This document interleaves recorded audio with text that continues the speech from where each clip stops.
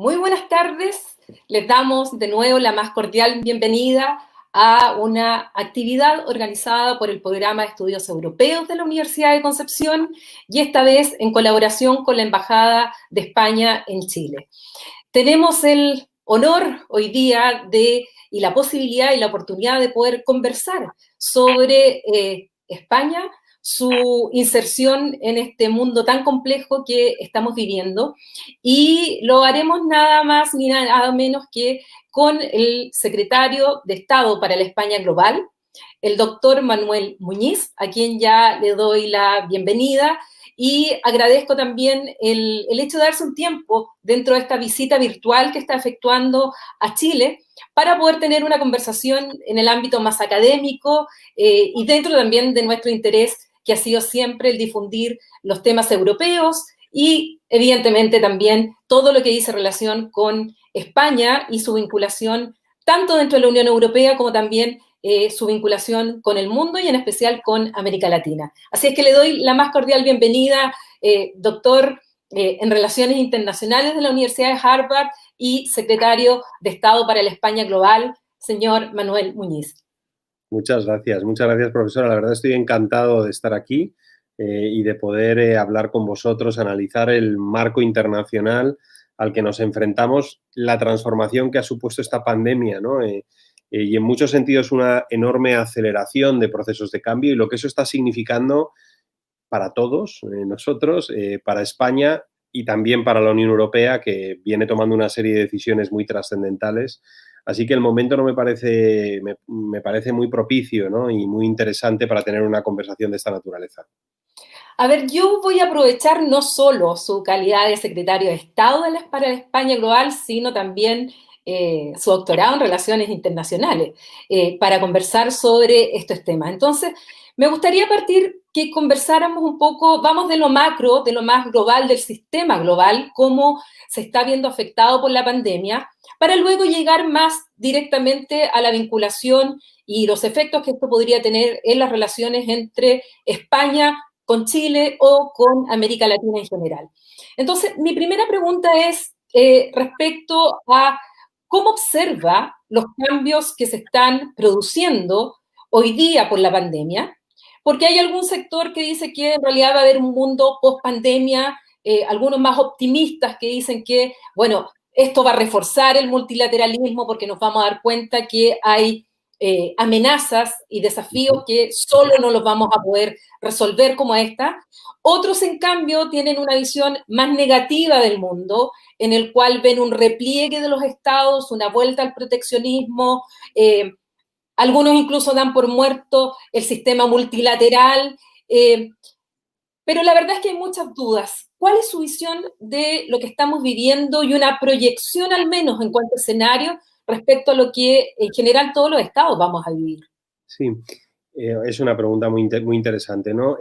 Nosotros hicimos al inicio de la pandemia y cuando España estaba, pues cuando nos golpeó, que nos golpeó de forma muy temprana, hicimos una serie de estudios, de notas de prospectiva, que lo que buscaban era responder a una pregunta que era en parte esta, ¿no? ¿Cuál creemos que va a ser el impacto de esta pandemia en tres dimensiones: en la gobernanza global, en las dinámicas económicas globales y en la Unión Europea, que eran nuestros grandes ámbitos de preocupación y lo son, ¿no? Y de actuación como país. El resultado de esas notas, voy a comentar 4 temas muy rápidos, pero que responden a esta pregunta que me acabas de plantear.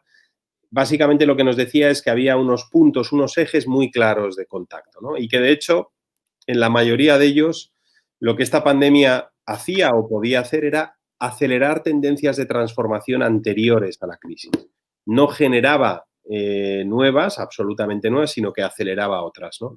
Y lo voy a hacer en orden, ¿no? La primera tiene que ver con dinámicas de fractura económica y social y política anteriores a la pandemia, porque la última década, si uno se sienta y observa el mundo, ¿no? Y se pregunta cuál ha sido la tendencia generalizada de esa década en las relaciones internacionales, una de las cosas que concluye es que ha sido una década de debilitamiento, cuestionamiento de la arquitectura internacional multilateral en muchos ámbitos, en el ámbito comercial, en el ámbito de la integración regional, en ciertos aspectos, en el ámbito de la porosidad de las fronteras y el cosmopolitismo, o sea, una vuelta a una visión, ¿no?, de retorno a la centralidad de los países y de lo nacional. Esto es un producto en parte del ascenso del nacionalpopulismo en muchos de nuestros países y la consecuencia que tiene en el ámbito internacional, que es un cuestionamiento de esa interdependencia e integración que veíamos, ¿no? Yo, antes de entrar en el gobierno, trabajaba sobre esta pregunta y una de las conclusiones a las que habíamos llegado era que la fractura económica, que era un producto del cambio en el modelo productivo y el impacto de la tecnología y la globalización en la distribución de rentas, estaba produciendo un vaciado del centro de la distribución económica, una precarización de las clases medias en la mayoría de las economías avanzadas, y ese vaciado del centro económico estaba produciendo un vaciado del centro del espectro político, ¿no?, una polarización. Y a su vez esa radicalización política estaba llevando a un cuestionamiento de la arquitectura internacional. La crisis del COVID, si no se gobierna bien, puede agravar esta tendencia, porque tiene un efecto económico desigual, afecta más a los colectivos desfavorecidos en condiciones de hacinamiento, ¿no?, en condiciones de convivencia con grupos grandes en espacios muy estrechos, destruye empleo preeminentemente precario. En el caso español, también en el latinoamericano, afecta de manera muy singular a la economía informal, irregular, que suele quedarse fuera del escudo social y económico. Entonces puede acelerar las tendencias de precarización, ¿no? Segundo tema, y voy a ir más rápido, ¿no? Pero el segundo tema, esta crisis puede acelerar la presión desglobalizadora, ¿no? Porque al verse tensionadas nuestras cadenas de suministro al principio de la crisis, y aquí fue muy evidente, tuvimos problemas de abastecimiento de material de protección, de medicamentos, respiradores, inicia un debate sobre lo que aquí se está empezando a denominar autonomía estratégica, que es la capacidad de abastecerse de este tipo de cuestiones de manera autónoma en futuras crisis, ¿no? Entonces, se abre la pregunta de si debemos acortar nuestras cadenas de suministro, renacionalizar parte de estos procesos, y eso es un proceso en el fondo de debilitamiento de la interdependencia económica. Tercer frente que detectamos era que esta crisis sanitaria se convertía rápidamente en una crisis de movilidad. Mutaban, es la forma en la que golpea la economía, ¿no? Se constituyen fronteras muy severas. Me consta que Chile en estos momentos tiene una frontera cerrada, ¿no? Nosotros la tenemos cerrada con muchos países del mundo. Nosotros digo como Unión Europea y Schengen, ¿no? Y por lo tanto la economía de la movilidad, el turismo y la economía de la proximidad se ve muy afectada. Ya sabíamos que este era el punto de contacto y eso es nuevo, ¿no? Y eso cambia las prioridades en la diplomacia. Nosotros llevamos meses invertidos en intentar restituir o proteger partes fundamentales de la movilidad internacional. Si a mí me preguntan en enero a qué voy a estar dedicando mi tiempo como secretario de Estado en este ministerio, pues probablemente el sostenimiento de la movilidad internacional no habría sido una de las respuestas, ¿no? Y cuarto y último tema, aunque hay más, nosotros detectamos que esta crisis iba a abrir el debate sobre el futuro de la gobernanza global de salud. Y esto refleja en parte precisamente lo que estabas comentando antes, ¿no? Una primera respuesta muy nacional y una sensación de que hay que apuntalar y mejorar la arquitectura tanto de la OMS, de la Organización Mundial de la Salud, como en el caso de Europa, probablemente una mejor coordinación a nivel europeo, tal vez, por ejemplo, a través de la realización de test de estrés a los sistemas sanitarios comunitarios, como se hizo después de la crisis financiera, ¿no? Que decidimos que teníamos que someter a nuestros sistemas financieros a este tipo de pruebas, como desde el punto de vista de nuestra política de cooperación, redirigir fondos y esfuerzos a apuntalar los sistemas sanitarios en terceros lugares. Entonces, ya de manera muy temprana en marzo sabíamos que esta crisis iba a abrir un debate grande sobre la gobernanza de salud global. Y con esto cierro, ¿no? Esto que acabo de describir es un mundo radicalmente nuevo. Es el final de un orden. Yo creo que no. Yo creo que lo que es que esta crisis puede acelerar tendencias que ya veíamos con anterioridad, aflorar carencias en nuestro sistema de gobernanza y nos obliga a repensar parte de ese sistema. Si no gobernamos bien esto, y esta es tal vez mi mayor preocupación, creo que va a agravar la brecha social y la fractura social y política. Y eso nos va a producir una economía política grave en la próxima década. Y entonces tenemos que ser inteligentes y sofisticados en la respuesta y asegurarnos de que dentro del dolor enorme, ¿no?, y de la catástrofe humana y que esto supone, no dejemos o dejemos a cuantas menos personas atrás sea posible. Demos asistencia sanitaria de manera generalizada. El acceso al tratamiento, a los tratamientos y a las vacunas sea equitativo. Tengamos una visión de cooperación y de ayuda al desarrollo que asegure que la respuesta es global. Hay una serie de cuestiones ahí que son de calado, ¿no? Así que esto es lo que nos ha ocupado y esto es lo que está inspirando una parte importante de nuestra respuesta, tanto a nivel nacional como a nivel de política exterior en estos momentos. Antes de entrar al tema europeo, me quisiera aún mantener en términos más globales. Pero antes de eso quiero, se me olvidó decirles a quienes nos están escuchando que pueden hacer preguntas, comentarios a través de todas nuestras redes sociales del programa Estudios Europeos por los que estamos transmitiendo, por Twitter, por Facebook y por Instagram. Perdón, por YouTube. Así es que los invitamos a hacer sus preguntas al secretario de Estado sobre los temas que estamos conversando. Secretario, usted planteaba una de las tesis con la que también concuerdo, en el sentido que lo que ha hecho la pandemia es acelerar tendencias que ya venían. Y en muchos casos también lo está acelerando a un ritmo tan vertiginoso que los estados se vieron absolutamente superados. Una pandemia de este tipo evidentemente colapsó algunos sistemas y puso en jaque también a muchas instituciones. Pero dentro de estas tendencias ha habido también claramente un reforzamiento en la rivalidad Estados Unidos con China. Y esto, además, en un año de campaña presidencial y con un candidato a la reelección que tiene una visión del mundo, si es que la tiene, bastante particular, por decirlo de alguna manera.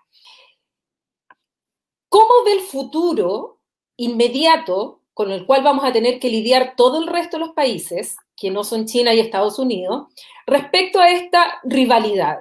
Para algunos esta rivalidad en realidad va a depender mucho de que gane Biden. Para otros el hecho de que gane Biden no va a cambiar enormemente el escenario porque la rivalidad, sobre todo una gran potencia cuando se ve amenazada por otra, tiende a actuar para evitar eso, y eso ya venía del régimen, digamos, desde la presidencia de Obama. Pero para otros la verdad es que el desacople económico entre Estados Unidos y China va a ser muy difícil, porque dependen mucho y pierden mucho unos con otros, y que la batalla se va a dar entre ellos más en otro ámbito, más en el tecnológico, más en el tema de los datos, más en la inteligencia artificial, pero que esta otra parte, la económica, comercial, financiera, la verdad es que no es tan fácil llegar y desacoplarse. ¿Qué visión tiene respecto a este punto en el cual yo he escuchado visiones distintas respecto de lo que va a continuar siendo esta tensión, al menos, entre Estados Unidos y China?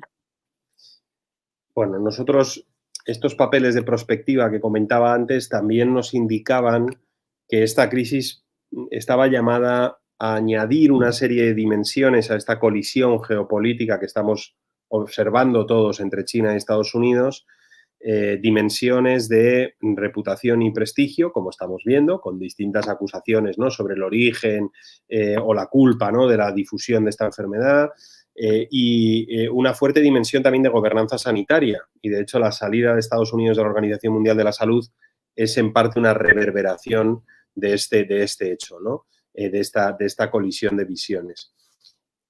Como bien describías, ¿no?, una de las tesis predominantes o una de las tesis más actuales y potentes, ¿no?, en el campo de las relaciones internacionales sobre esta relación China-Estados Unidos es que está sometida a lo que se ha denominado la trampa de Tucídides, que no sé cuánto ha llegado de esto al debate también en Chile, ¿no? Nace preeminentemente en Estados Unidos esta discusión, y lo que esta trampa viene a decir es, basándose en unos textos de Tucídides sobre las guerras del Peloponeso, es que cuando hay un cambio en la estructura de poder internacional y un poder hegemónico se ve superado por un poder emergente, en esa transición de estructura de poder eso deriva en un conflicto entre las dos potencias. De hecho, hay un proyecto en la Kennedy School de Harvard que se llama el proyecto de la trampa de Tucídides, donde se hace un estudio histórico de 16 o 17 casos de sorpaso en el poder en la estructura internacional y se analiza si eso desembocó en un conflicto bélico o no, y una amplísima mayoría de hechos es lo que produce, ¿no? Yo no tendía a comprar esta tesis por el otro argumento que ya introducías, que es el de la interdependencia, que es, bueno, es impensable un conflicto entre estos dos países por la propia interdependencia financiera, económica, de cadenas de valor entre estos dos actores internacionales, ¿no? Bueno, hay una batería de argumentos que los voy a desplegar de manera muy rápida, que a mí me hacen pensar que de hecho sí que se está produciendo, ¿no? esta trampa en las relaciones entre estos dos países. Hay unos de naturaleza económica que básicamente se resumen en el hecho de que en el ámbito tecnológico y de innovación prácticamente estamos ya viviendo en un G2 tecnológico. Si veis las grandes empresas tecnológicas del mundo, las 20 mayores, por ejemplo, de empresas de Internet son o chinas o norteamericanas. No hay ninguna europea, por ejemplo, ¿no? o latinoamericana. Esto es un tema que debería ser objeto de preocupación para todos porque estas empresas son las que concentran los crecimientos en productividad y en competitividad, son las que concentran los empleos de mayor remuneración, las bases fiscales, o sea, tiene implicaciones severas que no estemos ocupando esa frontera tecnológica, ¿no? Si uno observa ya no solamente en escala, sino en el mundo de las startups, ¿dónde están los grandes unicornios en tecnología del mundo? Las startups de más de 1.000 millones de euros, de dólares, vería que la amplísima mayoría están en China o en Estados Unidos, ¿no? Ahí de nuevo tenemos un reto grande de transferencia tecnológica y de competitividad, tanto en América Latina como en Europa, ¿no? De generar un ecosistema universitario y de investigación aplicada, de tener un ecosistema de capital riesgo y de transferencia y de escalabilidad, ¿no? De ampliar nuestros mercados para estas empresas, que les dé precisamente escalabilidad. Bueno, sea como fuere, la realidad es que en el ámbito tecnológico hay una colisión muy frontal por ocupar esa frontera. Y en estos momentos estos dos actores son centrales y por eso la guerra comercial, yo creo, entre estos dos países se empieza en el ámbito tecnológico. Pero luego hay una dimensión política que a veces se nos escapa, ¿no? Y yo, a la gente que está siguiendo esta conversación, si quieren ver algo en relación a esto, que escuchen el último discurso de Mike Pompeo en California, en la casa de Richard Nixon, sobre la naturaleza de la relación con China y cómo él describe que el ascenso de China, al estar apuntalado o construido sobre un sistema no democrático, de partido único, con privación de derechos civiles y políticos evidente, sin libertad de prensa, libertad de asociación, ¿no? Eso plantea un reto sistémico a Estados Unidos, una colisión de modelos y que, por lo tanto, el ascenso de China es contrario en muchos sentidos a los intereses no ya económicos, sino políticos y normativos, ¿no? de Estados Unidos. Entonces, a lo que asistimos es a la colisión en todos estos planos de estos dos actores. ¿Dónde nos deja eso a todos los demás? ¿No? Porque esa es una pregunta clave. Me consta que una parte importantísima de las exportaciones chilenas es a China. Yo creo que es el principal socio comercial en estos momentos con bastante margen de Chile, crecientemente también de muchos países europeos. China es un actor estratégico en la gestión del cambio climático. Es impensable una política coherente a nivel global de lucha contra el cambio climático cuando el mayor emisor, uno de los mayores emisores del mundo, no forma parte, ¿no? de ese acuerdo. Es fundamental en la regulación de mercados financieros, etcétera, ¿no? Y yo creo que Europa, la posición que tiene en relación a este debate es: somos conscientes de la dimensión sistémica y política, por lo tanto, Europa no es equidistante en este debate. Nosotros estamos en la civilización atlántica, ¿no? Por cierto, civilización que incluye a América Latina desde mi punto de vista, ¿no? en términos de valores e instituciones. Pero debemos tener una relación diplomática y económica constructiva con China en temas fundamentales. Y es esa línea, ese equilibrio entre estas dos cuestiones, la que se está trazando delante de nuestros ojos y lo estamos viendo todos los días en relación a la ruta de la seda, en relación a infraestructuras digitales y 5G, en relación a la cuestión comercial y el level playing field en comercio. Es ese el debate en el que ahora mismo estamos inmersos y que vamos a tener que navegar todos, ¿no? Bueno, efectivamente, respecto a ese escenario ya estamos recibiendo algunas preguntas que están vinculadas justamente a lo que estamos hablando. Primero, Javier Sepúlveda, voy a hacer dos preguntas a las que ya han llegado. Javier Sepúlveda pregunta, que habló respecto a un replanteamiento de las estructuras internacionales. ¿Qué posición tiene España sobre este punto?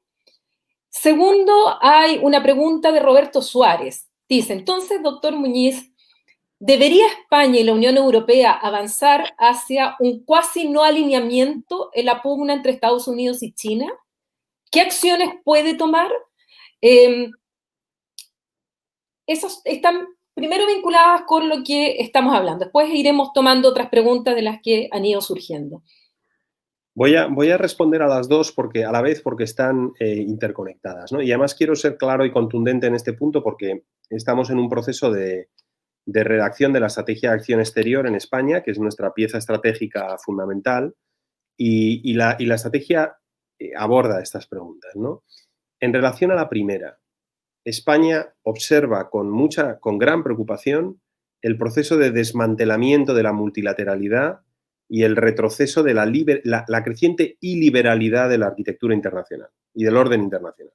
Y aquí uso el término liberal en sentido muy amplio, ¿no? De derechos y libertades, de respeto a las minorías, de respeto y sostenimiento de la democracia liberal.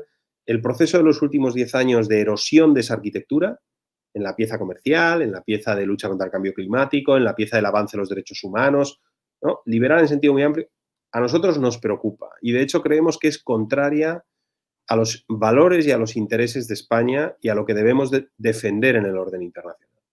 Somos de la opinión de que hay que meterle la proa a este proceso de erosión de la arquitectura internacional. Es así de sencillo, ¿no? Y esto es una consecuencia del tipo de país que somos. Nosotros somos un país abierto, democrático, que cree en la diversidad, que cree en la pluralidad. Somos un país diverso, plurilingüe. Nosotros creemos en los derechos y las libertades fundamentales, creemos en la democracia liberal y representativa como forma de gobierno, creemos en el necesario respeto de las minorías y en el apuntalamiento de sus derechos, todo tipo de minorías. Y por lo tanto queremos un entorno internacional que refleje esto, ¿no? Queremos un entorno multilateral, integrado, con una economía integrada y equitativa y justa, y queremos un entorno sostenible y una economía global sostenible. O sea que yo creo que eso en parte responde a esta primera pregunta, ¿no? Nos preocupa y no queremos ver un mundo menos multilateral, más unilateral y más nacionalista. Eso le va a dar forma a nuestras actuaciones en distintas geografías y organizaciones internacionales, y creo que ha llegado el momento también de que los países que vemos esto de esta manera lo expresemos en abierto, ¿no? O sea, y de forma clara, ¿no? Por lo tanto, eso está ahí. En relación a China y Estados Unidos, habiendo dicho lo que acabo de decir, es evidente que no podemos adoptar una posición de equidistancia, ¿no? No en tanto en cuanto en China nos encontramos un modelo que en algunas de sus dimensiones es contrario a estos principios y estos valores que acabo de mencionar, ¿no? Puede ser en la pieza de Hong Kong, en los derechos políticos de ciertas comunidades en China o donde fuere, ¿no? Entonces nosotros, de nuevo, tenemos que ser muy honestos y transparentes con nuestros interlocutores y nuestros colegas chinos sobre las cuestiones que vemos a través de un filtro diferente, ¿no? Ahora, eso no nos puede llevar a no tener relaciones con China sobre temas sobre los que sí coincidimos, como es la reforma de la Organización Mundial de Comercio y tener una arquitectura comercial coherente, como es la lucha contra el cambio climático, donde, por cierto, compartimos posiciones en temas muy importantes. Entonces, no es equidistante, pero es una posición mucho más pragmática que gestiona estas dos dimensiones que comentaba con anterioridad, ¿no? En estos momentos, en América, y hablo América como continente, estamos en dos situaciones bastante complicadas en relación a nuestra propia relación con Estados Unidos. Una es la elección del próximo presidente del Banco Interamericano de Desarrollo y la otra es la no renovación del mandato del secretario ejecutivo de la Comisión Interamericana de Derechos Humanos. Y que en ambos casos detrás está Trump. Solamente mi pregunta va dirigida al tema del Banco Interamericano de Desarrollo porque España y algunos países de la Unión Europea sí tienen algo que decir, porque son países no prestatarios y por lo tanto van a estar en la reunión de gobernadores de este fin de semana. Ujú. ¿Cuál es la posición de España frente a lo que está ocurriendo con el candidato Mauricio Claver Carones por parte de los Estados Unidos, rompiendo esta tradición que siempre la presidencia estuviera en manos de un latinoamericano, así como Ujú. el Fondo Monetario Internacional en manos de un o una europea y en el caso del Banco Mundial de un estadounidense? ¿Qué pasa con España en estas negociaciones que han sido muy complejas, porque las he seguido y he sabido que ha sido bastante complejo, pero sobre todo complejo por parte de nuestra parte latinoamericana? ¿Cuál es Eh, la visión de España respecto a este tema? sí, nosotros por el momento lo que estamos haciendo es estamos escuchando a todas las partes, sobre todo a los países de América Latina, que son los grandes protagonistas, deben de ser, ¿no? De esta institución y de su gobernanza y de su futuro. Eh, España tiene una posición en el accionariado y de peso en la gobernanza de la institución modesta, mucho más modesta que grandes actores latinoamericanos, ¿no? Como Brasil o Argentina o México. Y por lo tanto estamos escuchando.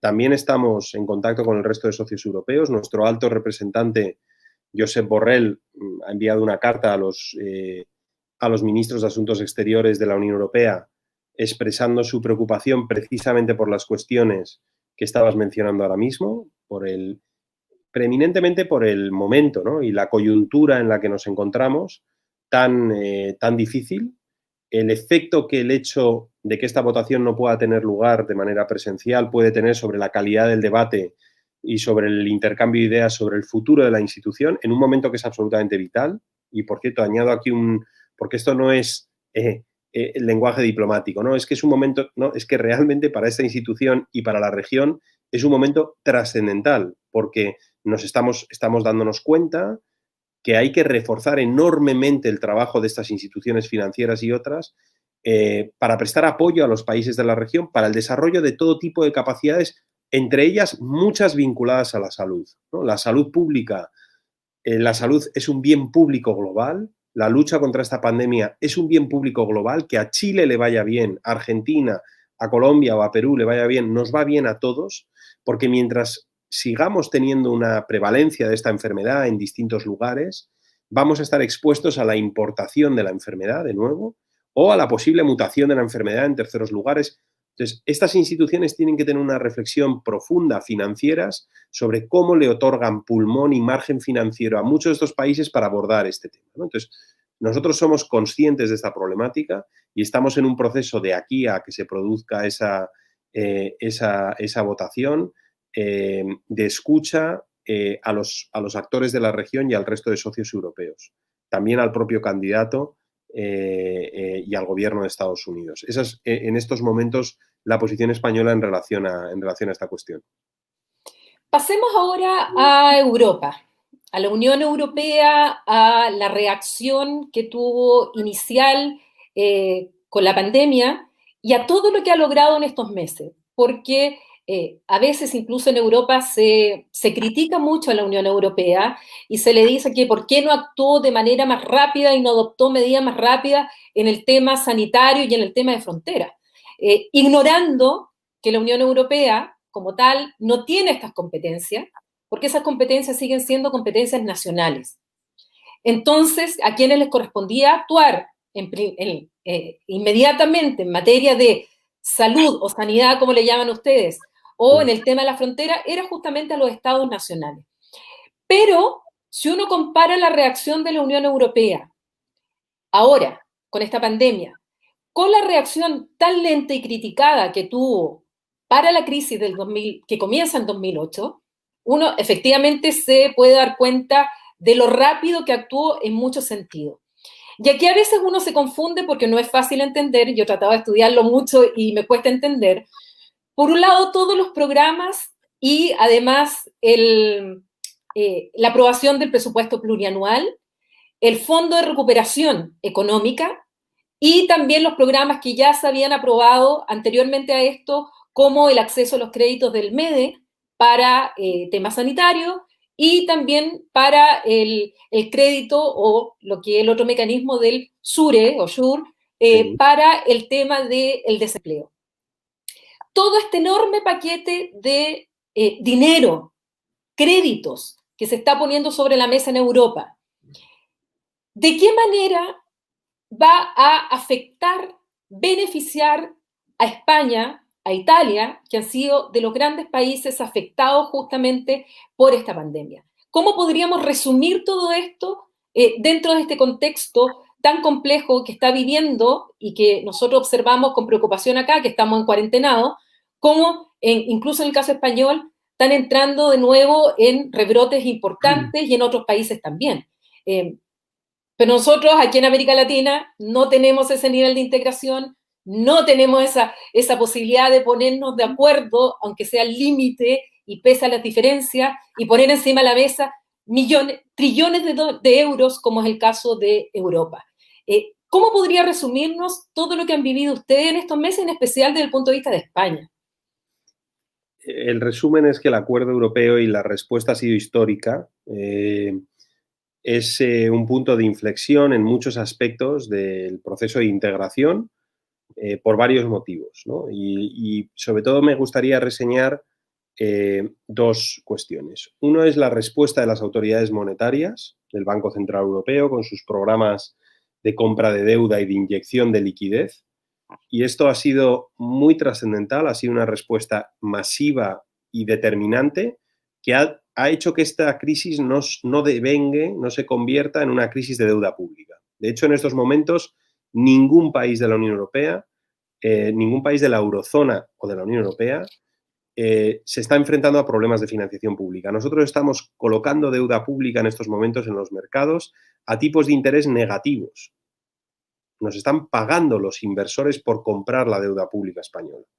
Eso nos ha dado un margen fiscal, un margen presupuestario para implementar paquetes enormes de ayuda y de sostenimiento de la actividad económica, muy particularmente de sostenimiento del empleo, para que esta crisis no produjera que problemas de liquidez se convirtiesen en problemas de solvencia estructural de empresas que en circunstancias ordinarias son competitivas y solventes. Y eso ha producido que se salvara una buena parte del tejido productivo en este país y una buena parte del empleo. Estamos hablando de inyecciones cercanas al 20% del PIB dentro de ese margen fiscal. Si hubiésemos padecido lo que padecimos en el 2007-2008, no estaríamos aquí, no habríamos sido capaces de movilizar estos recursos y eso se debe en gran medida a la acción monetaria del Banco Central Europeo, ¿no? La gran duda era si además de esta actuación, que era un efecto casi reflejo de lo que se había aprendido en el 2007, 2008, 2009, iba a ir acompañada de un estímulo fiscal. Y el motivo por el que teníamos dudas de que esto fuese a ser el caso era porque un plan de inversión fiscal fuerte rompía varios tabús en Europa. Uno era que se emitiese deuda con garantías comunes europeas y el segundo, que ese paquete se constituyese no solo a través de préstamos, sino que fuesen transferencias o grants a los países beneficiarios de esto. Y eso es precisamente lo que se ha hecho. El Plan de Inversiones y de Recuperación Europeo, que tiene un importe verdaderamente significativo para que nos hagamos todos una idea, prácticamente duplica la capacidad financiera de la Unión Europea si se compara con el marco financiero plurianual de 5 años, o sea, dobla el presupuesto comunitario, lo que pasa es que lo dobla de manera coyuntural y puntual para esto. España va a recibir unos 140.000 millones, podría llegar a recibir hasta 140.000 millones de euros en los próximos 2-3 años. La mitad, 70.000, son transferencias y la otra mitad son créditos blandos. Lo que pasa es que no sabemos si accederemos a esos créditos porque el coste de la financiación en estos momentos es tan bajo, pero el reto al que nos enfrentamos ahora es absorber esos 70.000 que están a nuestra disposición. Y de nuevo, para que se hagan una idea las personas que nos escuchan, en el momento del pico de percepción de fondos europeos por parte de España, cuando España estaba convergiendo en nivel de desarrollo y de renta con las grandes economías europeas, España recibía entre 6 y 7.000 millones de euros al año netos de la Unión Europea. Ahora podemos recibir 70.000 en 2-3. O sea, estamos hablando de un orden de magnitud totalmente distinto, ¿no? Esto va a ir dirigido a proyectos de digitalización, de economía verde y sostenibilidad y también de inclusión, que son las grandes líneas estratégicas que ha fijado la Comisión Europea. Entonces, yo no quiero, os quiero trasladar la trascendencia de esto. La Unión Europea ha avanzado más en su proyecto común en los últimos 12 meses que en los anteriores 5 años, ¿no? Ha dado un paso de gigante en su capacidad para dar respuesta a una crisis que es sistémica y que afecta a la totalidad de los países, pero a algunos los ha afectado con diferentes grados de severidad, por lo menos hasta la fecha. Es un ejercicio enorme de solidaridad interterritorial dentro del espacio de la Unión Europea. Y no solo eso, y con esto termino, es un ejercicio que garantiza la integridad del mercado único. Y esto era muy importante para nosotros, porque al haberse levantado los límites a la ayuda estatal de ciertas industrias, y nosotros los levantamos para poder sostener nuestro tejido competitivo, estábamos empezando a ver que distintos estados de la Unión Europea con distintas capacidades fiscales ayudaban a sus aerolíneas más, a su sector turístico más, y a otros estados que teníamos una menor capacidad fiscal nos veíamos abocados a hacerlo en menor medida. Y eso es un problema de libre competencia muy serio, ¿no? Porque podía suponer que se hundiese parte de la industria competitiva española, pero se mantuviese activa una parte de la industria no competitiva en Alemania, ¿no? Entonces hacía falta esta medida que nos igualase en capacidad presupuestaria, en artillería de respuesta para mantener la integridad del mercado único. O sea que el término es histórico, trascendental, importante, significativo. Nos jugábamos una generación realmente en la salida de esta crisis y esta respuesta europea garantiza que tenemos los recursos y las herramientas para poder hacerlo con garantías y dando oportunidad a esa generación y a nuestra industria para los próximos 10 años. Cuando uno mira las cifras que el gobierno alemán, por ejemplo, en primer lugar, el gobierno francés, estaba ya destinando de su presupuesto público justamente a ir en ayuda de sus empresas, eh, claramente se ve una gran diferencia con la capacidad que tenían otros estados para hacer lo mismo. Y eso evidentemente causaba un problema para el propio mercado único. O sea, el hecho que Alemania pudiera disponer de tantos recursos en ayuda, claramente rompía un equilibrio que también ponía en riesgo este mercado único. Pero al mismo tiempo, y también esto como para aclarárselo a quienes nos escuchan, no es que se les transfiera directamente los dineros a los estados tienen que presentar proyectos para tener acceso a esos fondos. Sí. ¿Cómo está trabajando España en particular? Porque tiene acceso, dada la distribución, a mucho dinero, pero para eso debe presentar los proyectos. Y estos proyectos, además, y esta fue la gran negociación que hubo, sobre todo con los estados llamados frugales, en el cual hubiera también una responsabilidad en cuanto a que los dineros se fueran efectivamente a lo que se quiere incentivar, ya sea estas empresas más verdes, a la digitalización, a que haya empleo, etcétera, y no se fuera a otras cosas. Entonces, ¿cómo España está reaccionando para acceder a esos fondos vía presentación de proyectos?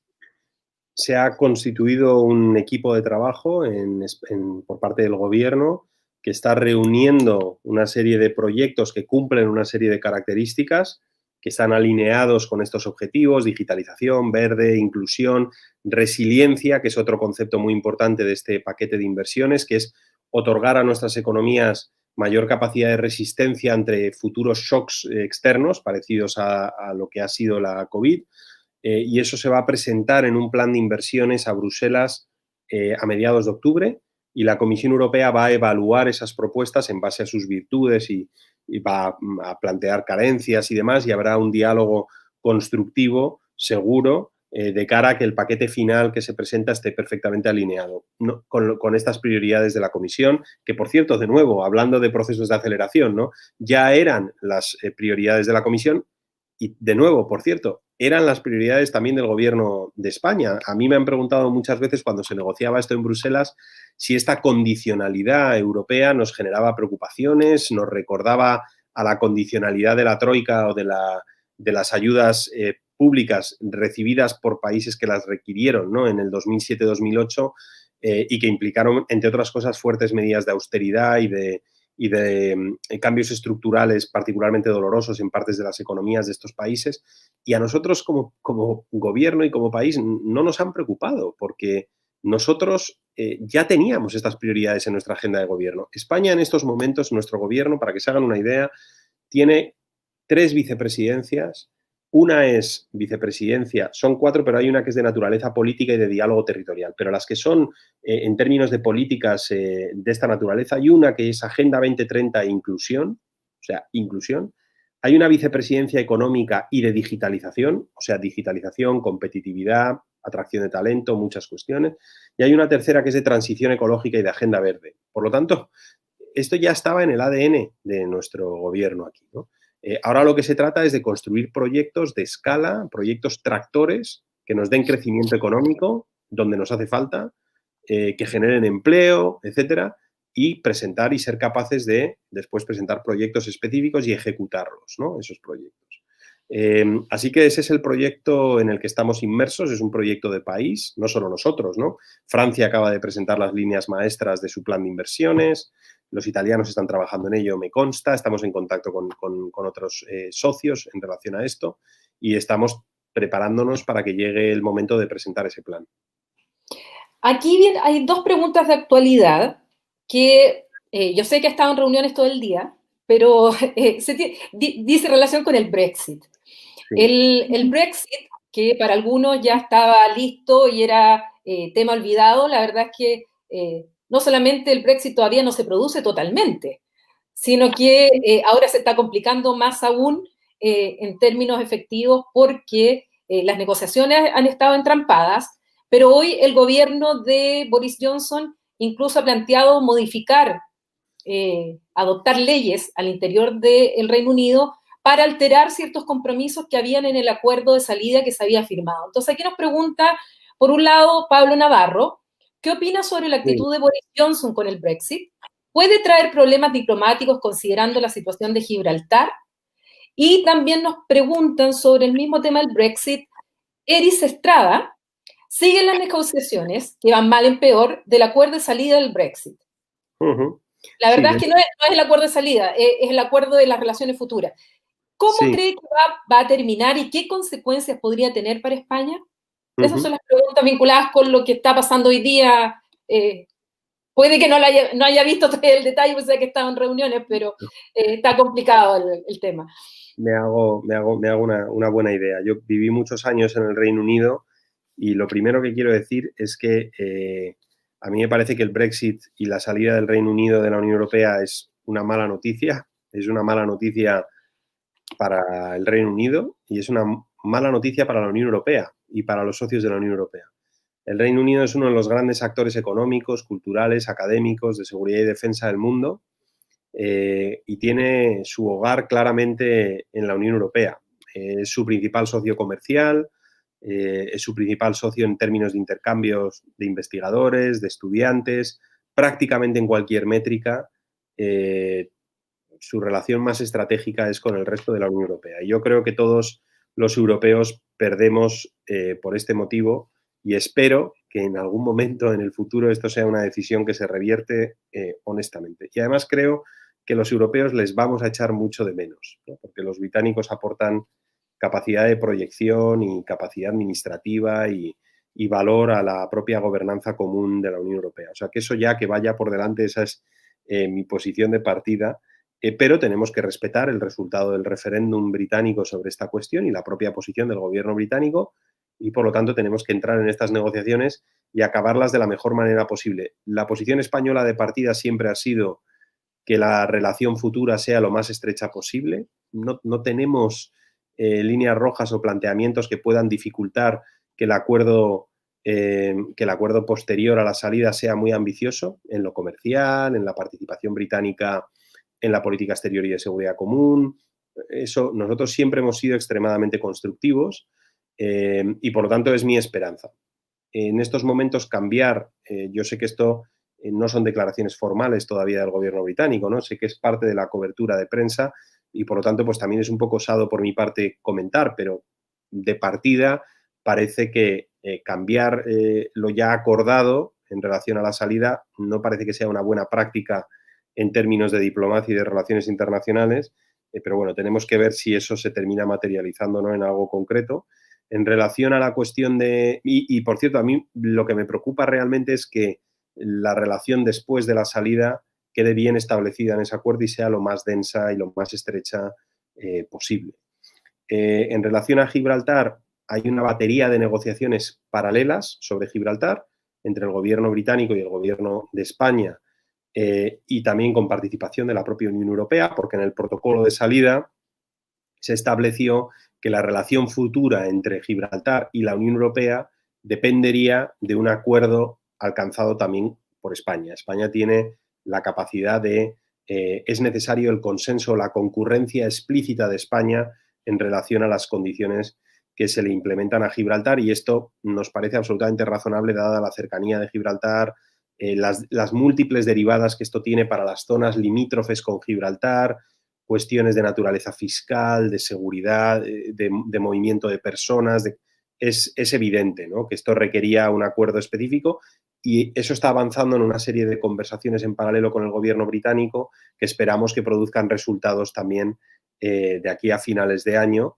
Y tampoco tengo muchas más novedades en relación a eso porque las conversaciones es que se están manteniendo en estos momentos. Va a haber una ronda de contactos formales dentro de poco, y ha habido una serie de contactos informales también recientemente. Pero la posición de partida de España, como decía, es en estas dos cuestiones, que la relación sea estrecha e intensa. Hay una pregunta aquí que dice relación con la pandemia y Sí. pregunta Julie Beren, ¿piensa usted ayudar a las parejas binacionales separadas por la pandemia? Que es una pregunta que se ha repetido bastante en el chat. Sí, de hecho yo aprovecho para saludar a Julie Beren, que le conozco por las redes sociales y por esta cuestión que él me plantea de manera recurrente, y yo he intentado dar respuesta, pero esta es una muy buena oportunidad. Para los que nos están siguiendo, voy a dar un poco de contexto de qué es esto, ¿no? ¿Qué problema es este? Y por qué se devenga, ¿no? Nosotros tenemos en estos momentos una política en España, esta es común a la Unión Europea, es la frontera exterior de la Unión Europea, está cerrada con ciertos países, con un número amplio de países, salvo deben de ser unos 14 con los que no la tenemos cerrada, y son países que tienen cifras bajas de incidencia de la enfermedad, y cuyos datos son fiables y resilientes, ¿no? Esa lista se renueva, se revisa cada 2 semanas en una conversación común de los socios Unión Europea-Schengen. Bueno, en el caso de esos países no hay ningún problema para estas parejas binacionales, que son parejas que no están casadas formalmente o son parejas de hecho de manera formal, pero mantienen relaciones afectivas de larga duración. Esas parejas, si se encuentran en países de la Unión Europea o en uno de estos 14 de los que he hablado, con los que tenemos la frontera exterior abierta, se pueden reunir sin ningún problema en Europa, ¿no? Pueden volar, y al igual que tenemos esa frontera abierta para el turismo. En relación al resto de países con los que está cerrada la frontera, esta crisis nos plantea una duda, ¿no?, formal, jurídica, y es si esas parejas tienen derecho a la reunificación, pese a no estar casadas o ser parejas de hecho, o tener una relación análoga al matrimonio, que es básicamente que convivan. Estos son noviazgos internacionales, ¿no?, sostenidos, relaciones afectivas sostenidas en distintos países, ¿no?, sin compartir domicilio y otros. Con mucha razón, estas parejas a partir de un momento empiezan a demandar que se les dé solución a su situación, porque llevan muchos meses sin verse, y nosotros iniciamos una serie de trámites que pasan por hacer una consulta a la Abogacía del Estado en España y preguntarles, oye, pareja, una relación duradera, ¿eso incluye a aquellas que no han convivido o conviven en el mismo domicilio, etcétera? La Abogacía del Estado nos contesta y nos dice que sí, que las incluye, y nosotros iniciamos un procedimiento en el que se informa a toda nuestra red consular y a los consejeros del Ministerio del Interior, porque el que tiene las competencias en fronteras en España es Interior, sobre el deseo de que se empiecen a evaluar estas relaciones en terceros lugares en base a criterios más amplios que no sean exclusivamente el de convivencia, ¿no?, bajo el mismo domicilio. Esa comunicación se realiza en este verano y se empieza un proceso, pues, de evaluación en distintos lugares y en distintos consulados, con la dificultad, la enorme dificultad de que parte de nuestros consulados está cerrado, otra parte está operando telemáticamente, por la situación de la pandemia en estos terceros lugares, ¿no?, en estos países con los que tenemos la frontera cerrada precisamente porque la situación epidemiológica allí no es muy positiva, ¿no? Pero realmente hemos hecho un trabajo intenso. A mí este tema me preocupa, lo sigo, me parece que es un tema que tenemos que resolver entre todos y que espero que esa ventana que hemos abierto procesal le dé respuesta a las preocupaciones de gente como Yuli y otros que están en distintas geografías. Yo tengo datos cuantitativos de la respuesta que estamos dando a esta cuestión en distintos lugares y cada vez es más positiva y más generalizada la capacidad de evaluación y las autorizaciones para que se reunifiquen, en virtud de este procedimiento. Bueno, tenía muchas preguntas, yo seguiría hablando, pero mucho más rato, pero yo sé que está complicado con el tiempo, pero no quisiera dejar pasar una pregunta que nos hace acá Javier Sepúlveda. ¿Qué beneficios traerá en la relación comercial entre Chile y España la modernización del acuerdo de asociación Unión Europea-Chile? O en general, las relaciones Unión Europea-Chile. Y agrego el dato que lamentablemente del presupuesto plurianual presentado por la Comisión Europea, lo aprobado por el Consejo Europeo bajó el dinero que estaba destinado a acción exterior.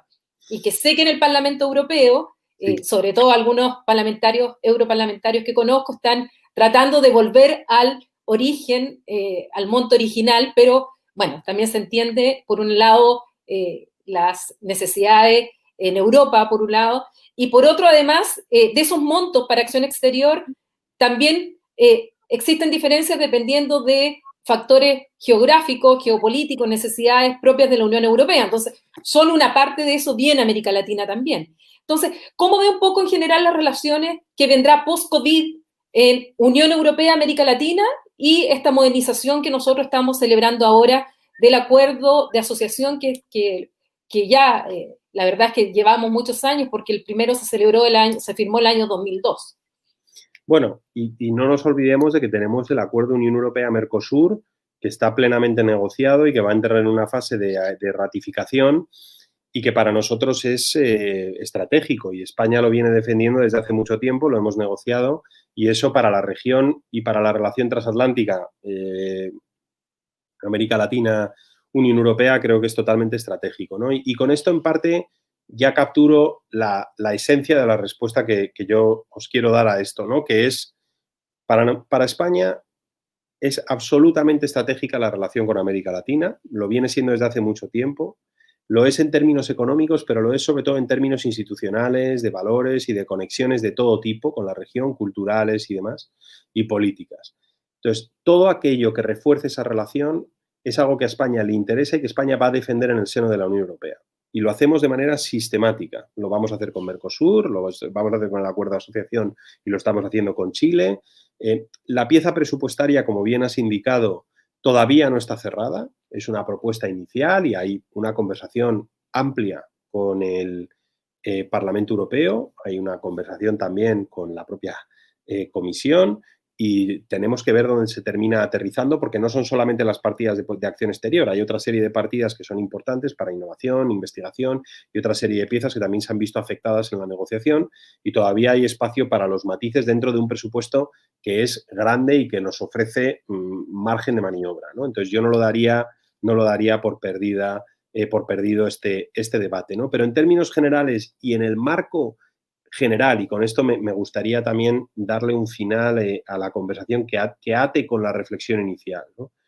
En un entorno donde nos vamos a una colisión geopolítica tan dura y costosa para todos. A mí me parece muy importante que los vínculos entre América Latina y la Unión Europea se estrechen y se profundicen. Y eso lo hacemos con acuerdos de asociación, acuerdos de libre comercio, diálogos y contactos a nivel diplomático y político recurrentes. Y España está abierta a esto y es una puerta, una más, ¿no? Porque ya América Latina tiene muchos contactos también, ¿no? Directos, pero para esa conexión con la Unión Europea. Y en ese mensaje positivo me gustaría terminar, ¿no? Y agradeceros también el tiempo y la ventana y la plataforma para tener esta conversación, que forma parte también en parte de estos esfuerzos de conexión y de intercambio de ideas y de impresiones, ¿no?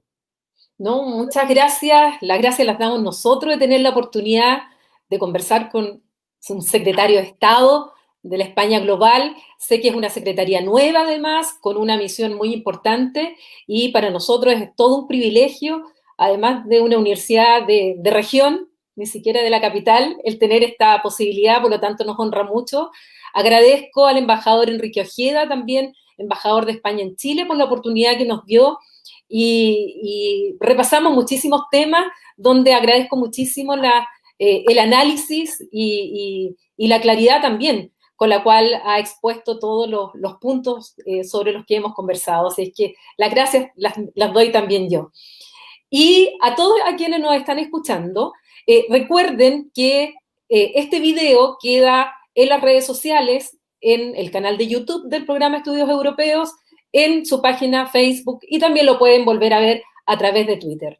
Los esperamos para una próxima oportunidad. Tenemos organizados ya varios seminarios, así es que sigan nuestras cuentas para seguir conversando sobre temas internacionales, pero especialmente abocados a los temas europeos que este programa difunde. Muchas gracias y muy buenas tardes.